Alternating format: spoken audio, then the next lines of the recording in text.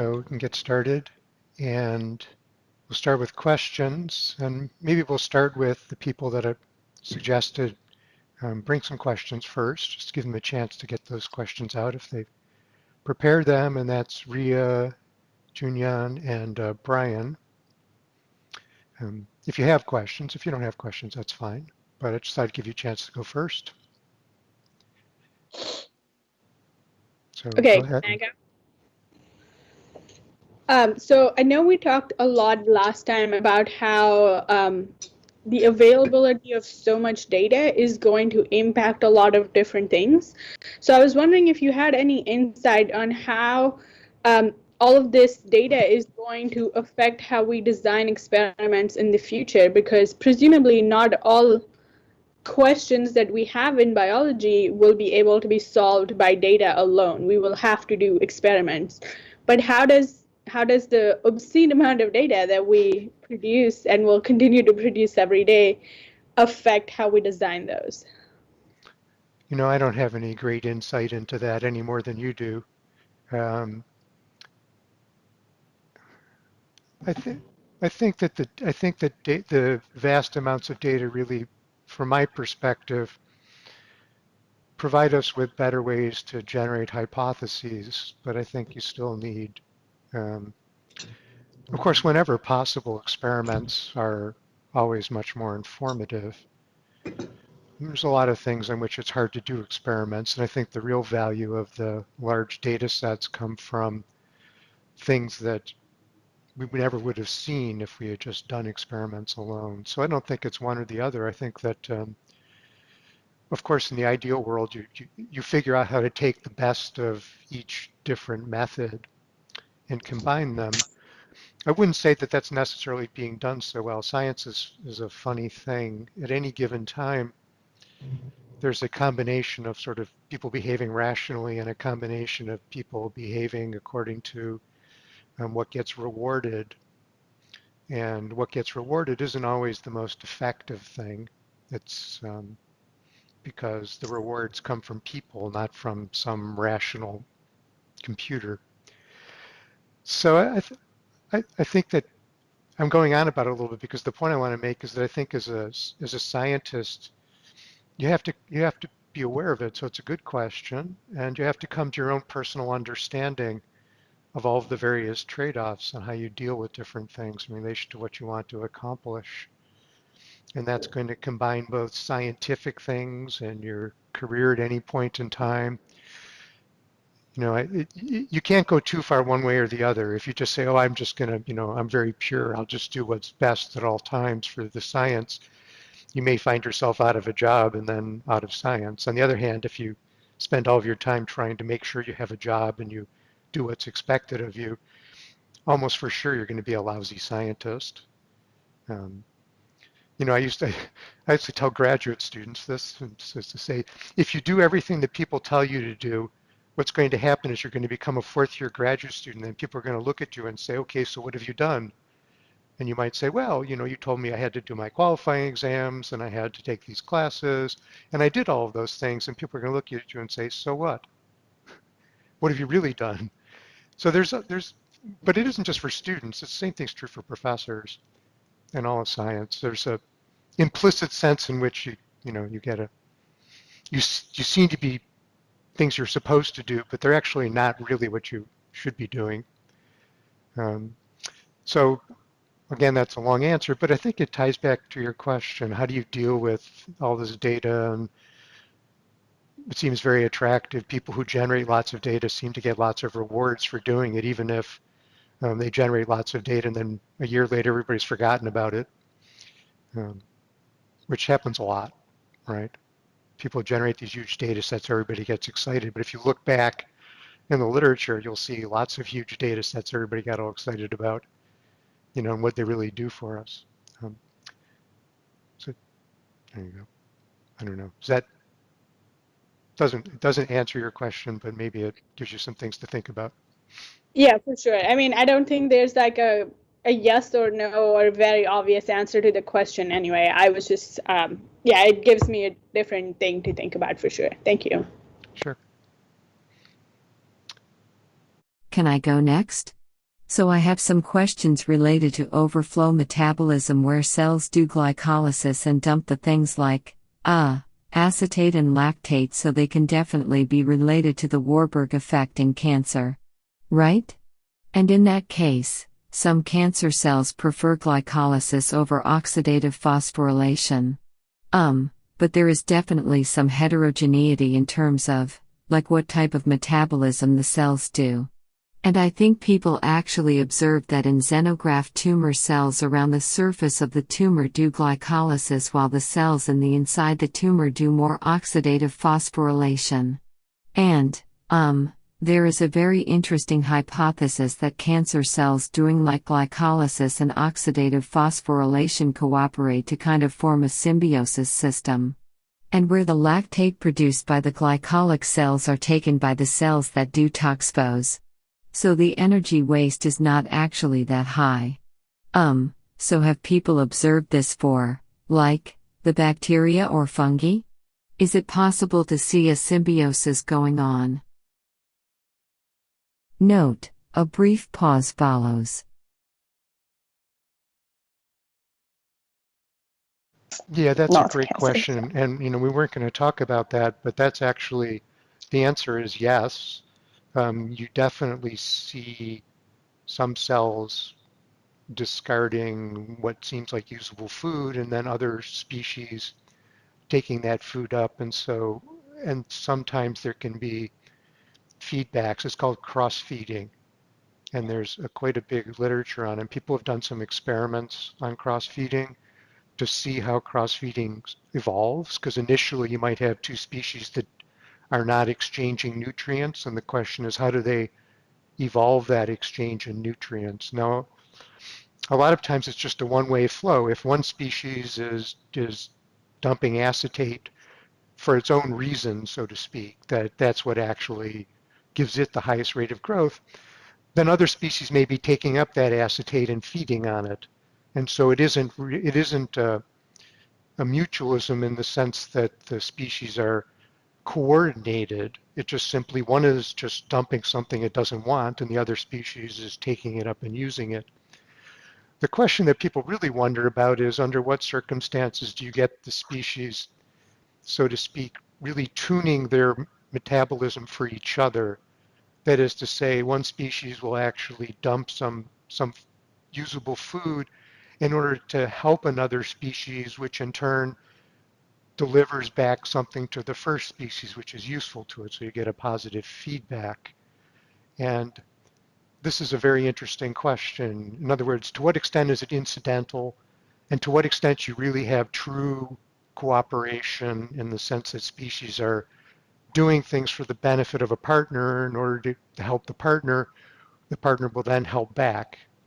And so I can point you to some literature. It's actually really interesting, and it's a field that's really developing. And I think there's more than a couple, but there's at least a few people who are doing really great work in this area. And it's really fascinating because, microbial metabolism, I'm presenting to you, and we tend to think of it as, here's a species, this is what it does. But that's actually not how resources flow through in the real world. They flow through multiple species. And I like to call that distributed metabolism. The actual breakdown of food and the transmission of free energy is really always across multiple species. And the physiology and the biochemistry is really distributed in a community way across these species. And this is something that people are now more and more looking at and trying to get a sense of. Obviously, it's a very complicated thing. Understanding one species is a challenge. Understanding how lots of species interact is a challenge. And then understanding how lots of species evolve in relation to each other is yet again another. But there's a lot of people thinking about this now, obviously because of the great interest in microbiology and microbiomes. And I think it's one of the most exciting areas in modern biology, which is one of the reasons why I've taken the subject first. I'm not going into those other aspects, so your question is really a great one as a supplement to what I'm telling you. So anybody who's interested, feel free to write to me. You can find the literature, but I can also help point you to some things if you want to get started. So that's a great question. I also have two other questions still related to cancer. So, for cancer, some people suggest that there are some benefits of doing glycolysis, which is to increase the acidity in the environment, which is, good for getting angiogenic responses. Is it possible for, like, bacteria and fungi to do glycolysis so they can create a better environment for themselves, or even better, to create a detrimental environment for their competitors? Note: a brief pause follows.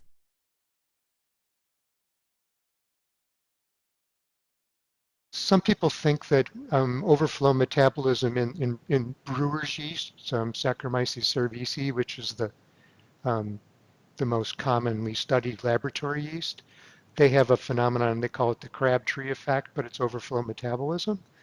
Some people have suggested that that species is more tolerant of the buildup of ethanol, which is, they make as their fermentation product, that they can tolerate ethanol better than some competitors, and so it gives them a competitive advantage. That's controversial as to whether that's why they do it.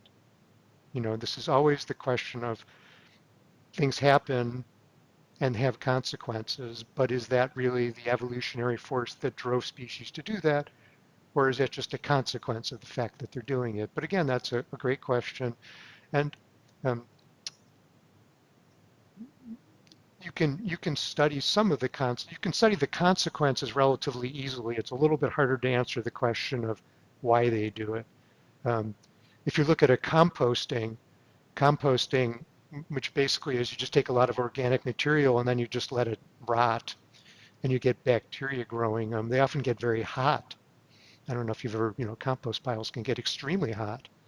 And then you get a transition in the species that are present with regard to their heat tolerance. So similar, but I'm sure also in the same circumstances, not only do you get different temperatures, but you're also going to get different levels of acids and alcohols and other things going on. And all of these things are going to be influencing community composition. So there's really great community composition questions. And your connection to cancer is also very interesting because, as you see, a lot of times these things first come up in cancer research because people study cancer so intensively, and then we see analogies in other places. And we don't really know your question, do cancer cells do that because it gives them an advantage to develop tumors? I think the answer is sometimes yes, and sometimes it's just a consequence, just like in the bacterial and microbial cases. So, but people have suggested that tumor cells form cooperative symbioses. This has been suggested. So. And my last question is that do bacteria and fungi switch to oxidative phosphorylation once they have replicated enough? Note: a brief pause follows. Do bacteria and switch to oxidative phosphorylation when they have done enough replication to take over the competitor or whatever? It's like they do glycolysis for growth, right? Yeah, that's an interesting question. I don't know the answer, but you could say in different demographic stages of the growth of a population, would there be a tendency to shift between the different strategies? And that's a question I'm particularly interested in myself. But I don't.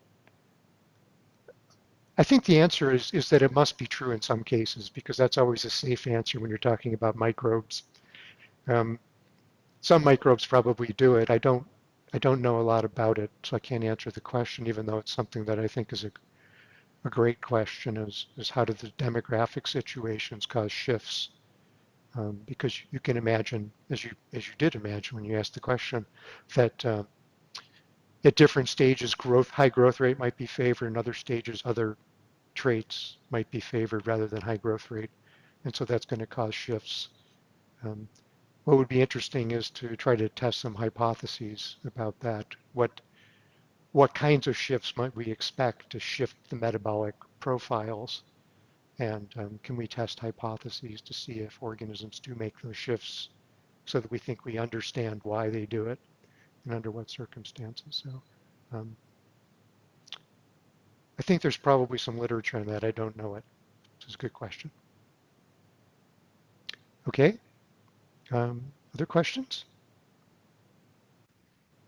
Yeah, I have one. I was thinking about genomic overwiring and like the C-value paradox and how genome size is not really related to complexity. Do you know if complexity is just sort of related to layers of gene regulation and control, like microRNAs and methylation, that kind of thing? Or can you say more about what people think this complexity is really related to?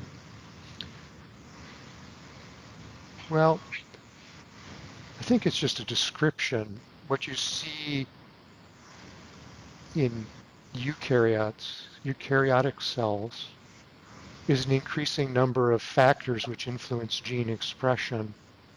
Prokaryotes have plenty, but eukaryotes have a lot more. And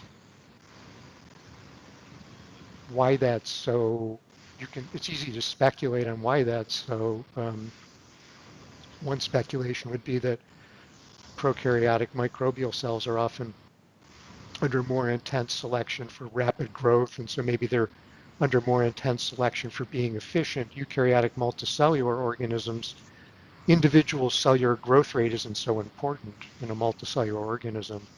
If your cells are growing fast, you have cancer. So it's the opposite often, that multicellular organisms are not tuned for rapid growth, whereas prokaryotic cells often are at least partially tuned for rapid growth.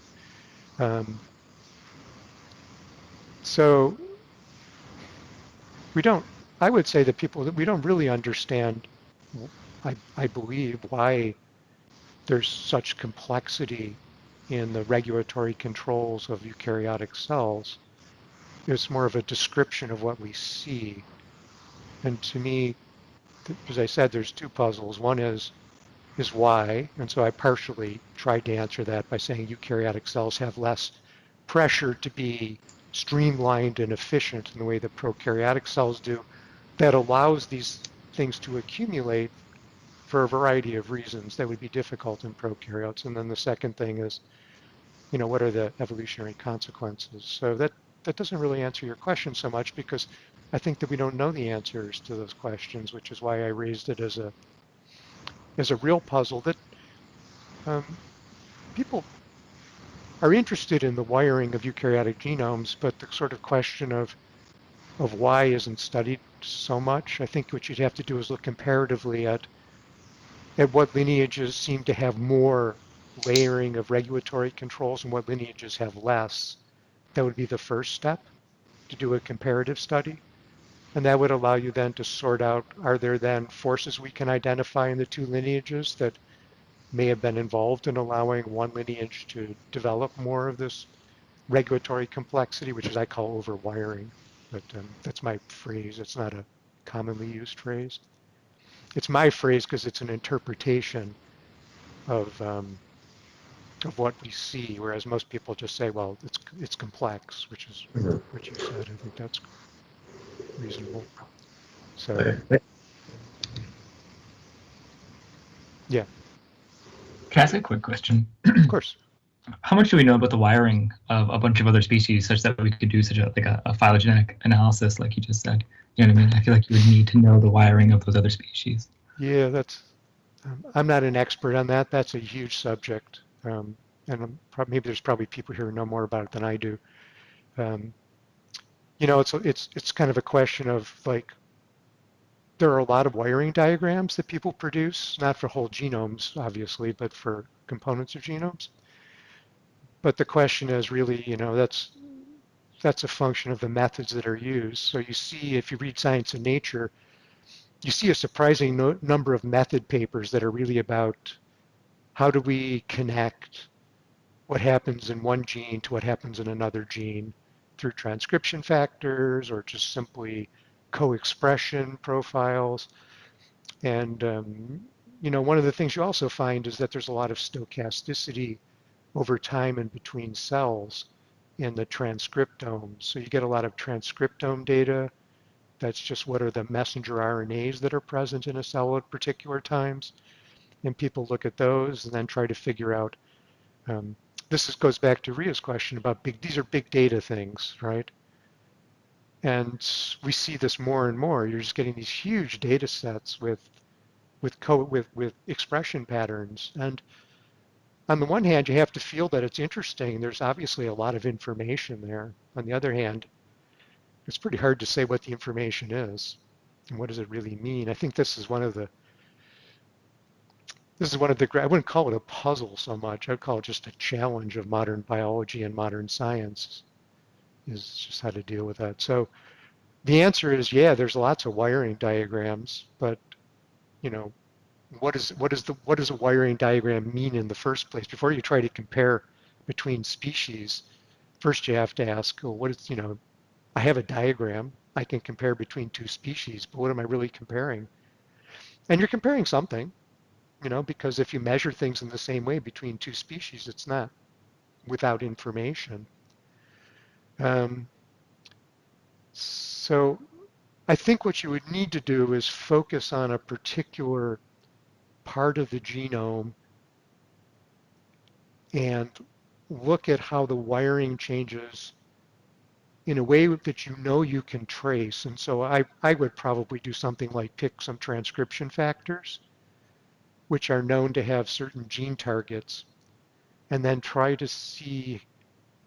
A lot of transcription factors are conserved over very long evolutionary periods of time, so you can trace phylogenetically how particular transcription factors are changing with regard to the number of different genes they're turning on and off, and the number of different modules that they're touching. There are some transcription factors that go back to bacteria that we have, and so you can really do long evolutionary histories for these things. Probably over really long evolutionary histories, you don't learn so much. And so the question is picking the right time scale that's informative. That'll be different for every transcription factor, but given the conservation of transcription factors, that would be something you could possibly trace. There's probably other things that you could trace, but the transcription factors jump out at me because of their incredible conservation over long periods. I wish I could answer your question. I went on about that one because it really gets, again, like what Ria asked, how do we deal with all this information? We're getting information about these things, and there's questions we would like to ask. This is what the systems biology program is supposed to be helping us. So we'll look to you guys to answer those questions.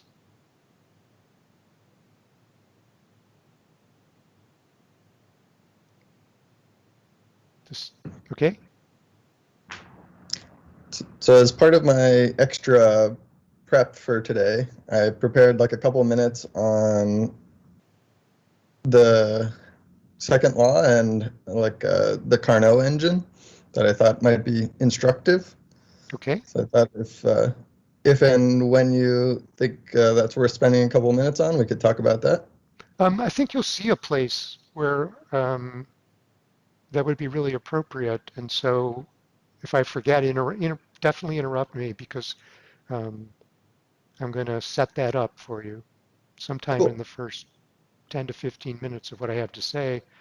And that would be a good place, because I really will be emphasizing entropy and things that are related to what you're prepared. So that sounds perfect. So let's try to fit that in. And I guess Margaret also had some preparation for today. You don't have to say anything right now if you don't want to. It might be relevant now. I meant to ask about the evolution of cooperation in microbes relating to overflow metabolism. This came up in Jonathan's question, so I thought maybe you won't want to answer this now, but I had initially wondered what cooperation in microbes would look like, what a cooperative trait is. And I think we did kind of talk about that, like giving off products and other microbes taking them up. But now I'm really curious about this problem of distinguishing between when a microbial behavior is adaptive versus when it's just incidental. And maybe you wanted to put that aside, but I would really like to hear more about it if you wanted to. Note: A brief pause follows.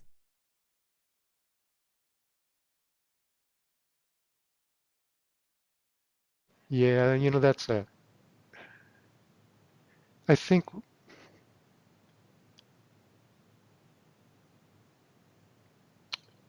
I should have a good answer to that question. I spent my life as an evolutionary biologist, and that's the fundamental question. It's a hard question, and it comes up even more and more now that we're seeing such contact between things like microbiology and cancer and evolutionary questions. It used to be that evolutionary biologists were pretty much left alone and considered weird, and all the other biologists didn't really want to talk to them. Even though everybody agreed evolution was important and was the center of everything, everybody preferred that the center of everything stayed far from the center. But that's not so true anymore, and so it's become more important. I, I tend to go back to what I said the other time about comparative hypotheses and causality. I think if you believe that a trait is there because it was favored by natural selection, then you should be able to make a comparative hypothesis about the circumstances under which that trait would be more highly expressed, more developed, less expressed, more weakly developed, conditions under which such traits will originate or not. And so you make a comparative prediction about as factor A increases, I expect to see more of trait B under the hypothesis that it's there for a adaptive reason, as opposed to there for ideally you might make contrasting predictions of that. If it's only there as a consequence, alternatively, as A increases, I expect, and then you would have a contrasting hypothesis, and that would be the ideal. And so I think the answer to that question is just the answer to any question about causality, which is you have to frame a set of, to me, always a set of comparisons. I don't think you ever get at causality without comparison. That you need to frame a set of comparisons which isolate and identify what you think is going on, and then look at those comparisons. And as we always say, that doesn't prove that you're right, but it certainly increases the probability that you're right in a sort of Bayesian sense, if you like that, or weight of evidence sense. And I think that's the only way. I think that's pretty much how all science works. I think these questions are tricky because it's just so often difficult to disentangle consequence and cause. And things that are consequences become the basis for subsequent causes. Like genomes can be overwired for a whole variety of reasons, but they can also then be used, that overwiring can then be used evolutionarily to have big consequences that have a lot of effect on fitness. So there's a second level of entanglement between that's what people like to call pre-adaptations or things like that. Everything in biology sort of happens that way. You get things change for a variety of reasons, and then natural selection, so to speak, is like, oh, I can make use of that. And then it turns into something that's functional or adaptive, even though it was originally arose for other reasons. So you have this historical time dimension issue to tease out as well, which makes the question you asked so difficult. But as long as you're clear in your mind about all of those conceptual aspects, then you can form comparative hypotheses that deal with those aspects.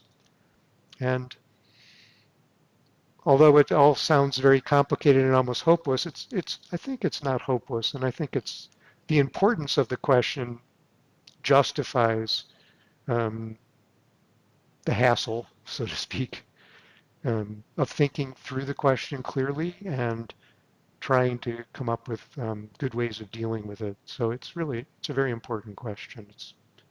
To an evolutionary biologist, it's often the most important question. People try not to talk about it too much a lot of times because it's so hard to answer that you just get yourself in trouble, but I think we all struggle with it. May I add to that? Please.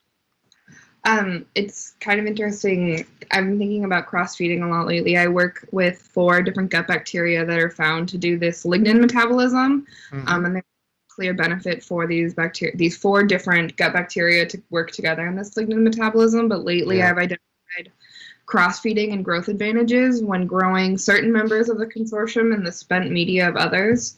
And so now we're working on identifying like what metabolites are being used for cross-feeding and seeing if that might have like driven this development of this consortium for this metabolism.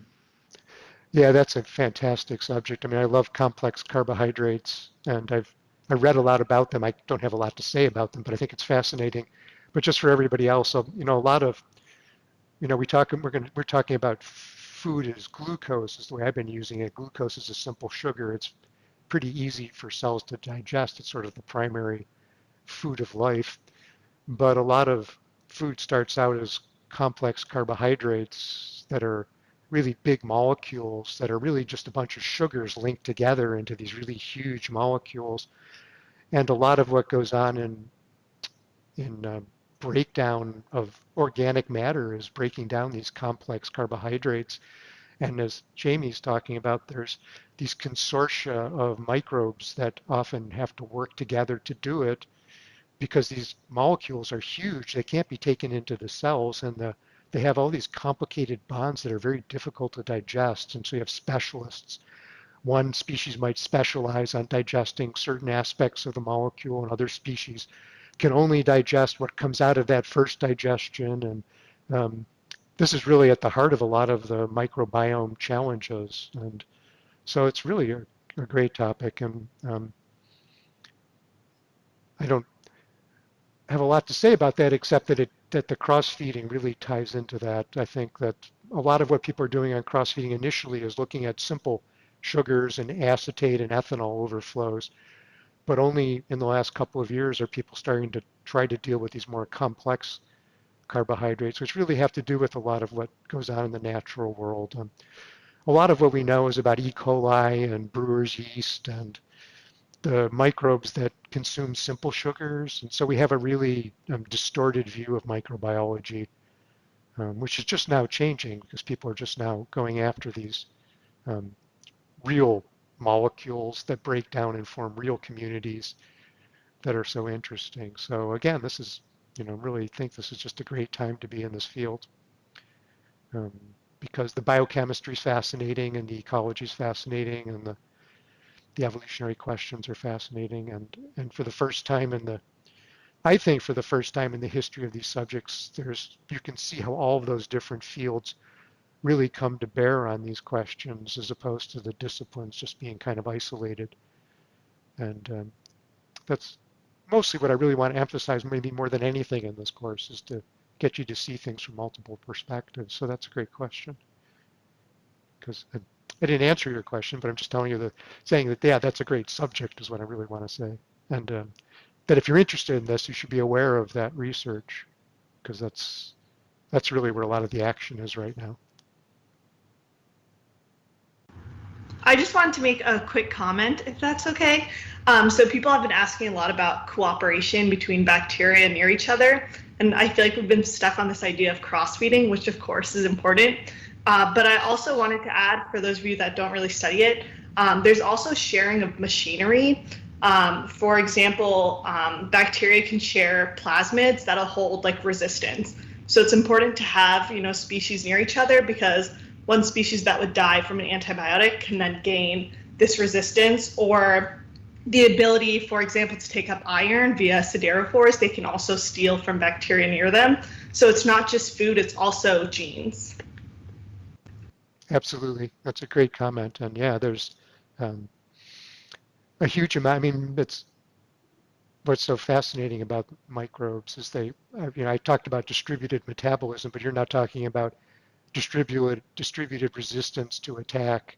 And there's just a huge amount of transfer of, you know, both defensive and attack mode components of warfare. And a lot of it goes on in microbes is all about chemical warfare. And a lot of the machinery, as you said, is on the plasmids. And so it's being passed around. And that has a huge role. And the siderophore story is incredible. And if I'd had more time, that might have been one of my other puzzles, because there's enough known about that we can actually say some really interesting things and see what the questions are fairly clearly. But the siderophores, for people that don't know, is that bacteria often, or microbes, um, often are iron limited, and so they scavenge iron from the environment by releasing molecules that are called siderophores, and the siderophores bind free iron, and then the bound iron to the siderophores can be taken up by the cells. The cells have receptors that take up siderophores bound iron, and so that's how they basically scavenge for iron, by releasing these molecules, and that leads to a huge number of really interesting conflict and cooperation scenarios, because once a cell releases siderophores, that siderophores can be taken up by any other cell, including a different species or a different kingdom. Fungi take up bacterial siderophores, for example, and so you're just getting this incredible competition, cooperation over siderophores, and this has a huge effect on community dynamics, and also infection. When you get infected, your body hides all the free iron. You sequester your free iron, and many pathogens then use siderophores during infection to take the iron and rip the iron out of the molecules that you have, that you've sequestered iron into these molecules to hold the iron, so the pathogens can't get it. And some pathogens have specialized molecules that can take the iron away from your molecules that are holding onto it as a defensive mechanism. And so there's a war during infection over iron. So yeah, another great question about microbes, and another example of how timely this work is how much is going on in the field. I yeah, I had a follow-up question regarding when the the deep problem of when to discern if a trait is selected for.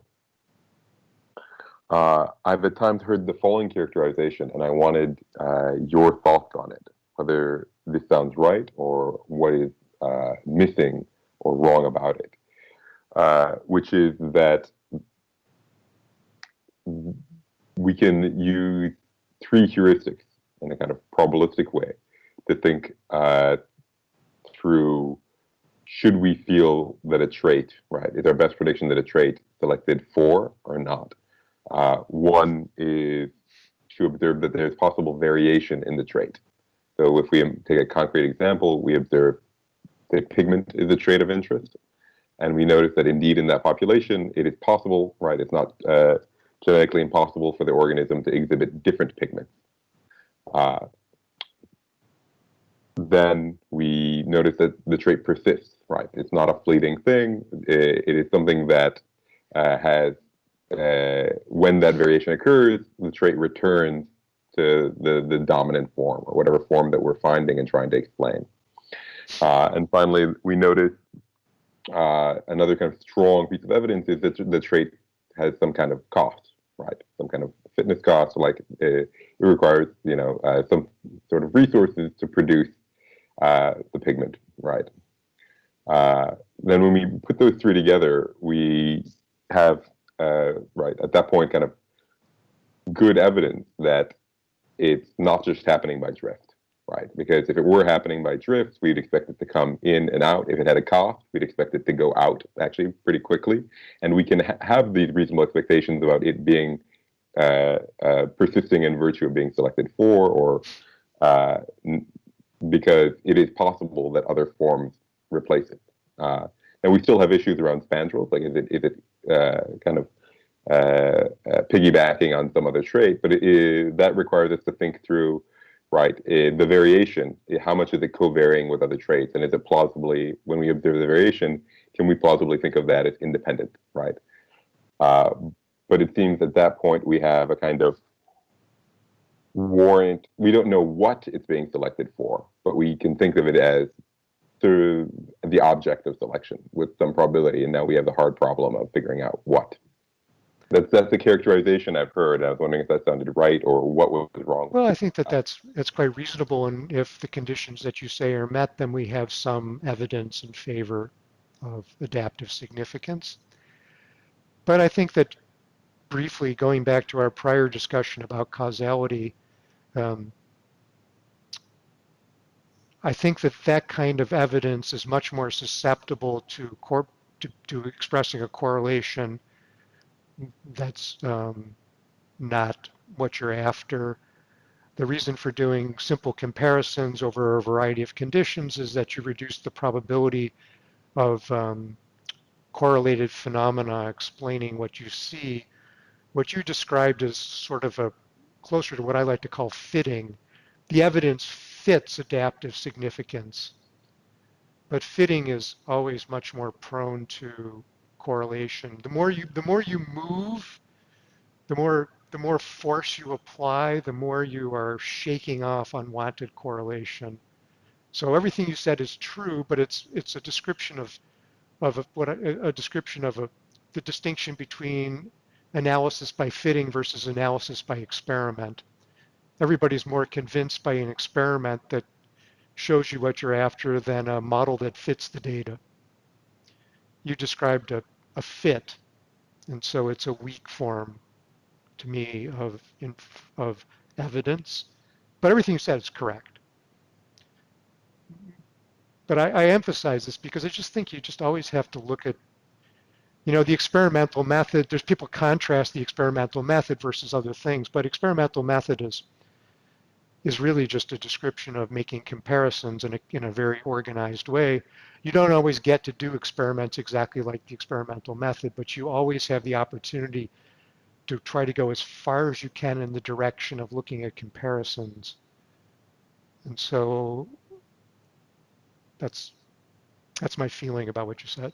And I think it fits into the broad notions of our general discussion of how do you pragmatically deal with getting at causation if you're a scientist who's just busy doing daily life things. And what do you look for? What's the simple thing you're looking for? The simple thing you're looking for is comparison. Experiments are just perfect comparisons or nearly perfect comparisons. Better experiments do better comparisons. But in the thing you pay attention to, but goes back to the big data question, the big data question is basically a lot of fits, and it's often hard to identify good comparisons. Big data becomes more useful to the extent to which you can use it to make good comparative analyses. So that's like Micah's question about wiring diagrams, and can we do that? And you can use big data to do comparisons of wiring diagrams between species. Maybe you can get at something. So although it sounds simple and it's a simple principle, I think if you start looking in the literature, I think the literature's all wrong, to make a sort of totally over the top statement. I think every article should just say, and here's the comparison of interest. And that ought to be in the first 5 sentences of the paper. And in biology, you just don't see that often. I mean, it's often there. Sometimes it's in the paper. Sometimes it's not. Sometimes the comparison's not there. But if it was just right up front with everything that we did, it would just be so much easier for us all to understand what we're trying to do and where we're at. So, I'm repeating that, but I think it's just one of the most important things that we can talk about. And it gets back to a lot of the questions that you've asked. I have a question to follow up. Sorry. In terms of these comparisons, is it possible that even when you're doing the comparison, there could be a trend, like a pattern in the data, like you talked about, I think 2 lectures ago? And if so, how do you tease that out? If there's just a trend, like the failure processes trend? Okay, yeah, so that's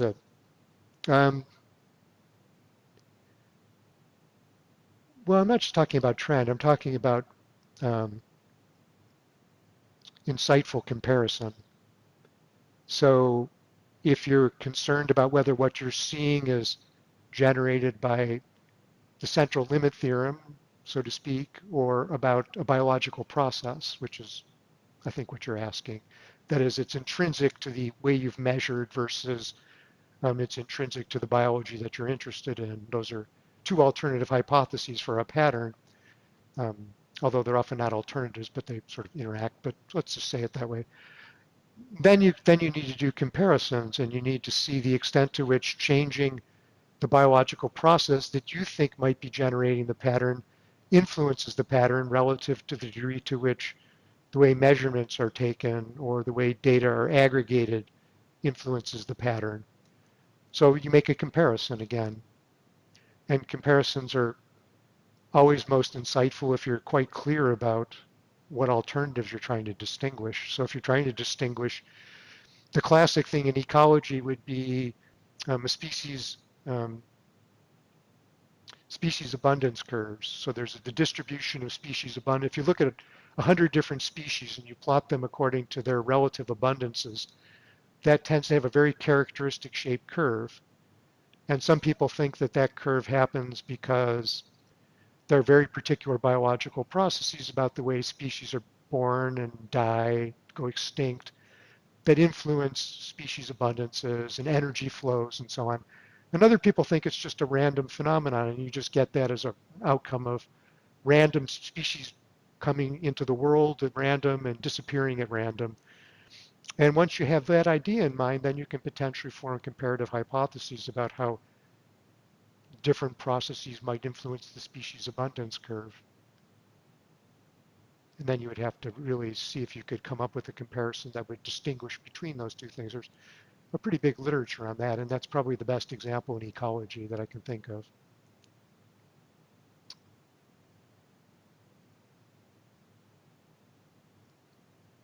Okay. Okay, well, we've gone all the way out to time for our first break. So we'll take the break now, and we'll come back at 10:57. So again, be back a minute or two before that. And then we'll start on overflow metabolism. We'll see how far we get, and we'll get some discussion of the Carnot cycle from Matt also along the way. Okay, so I'll see you in a few minutes.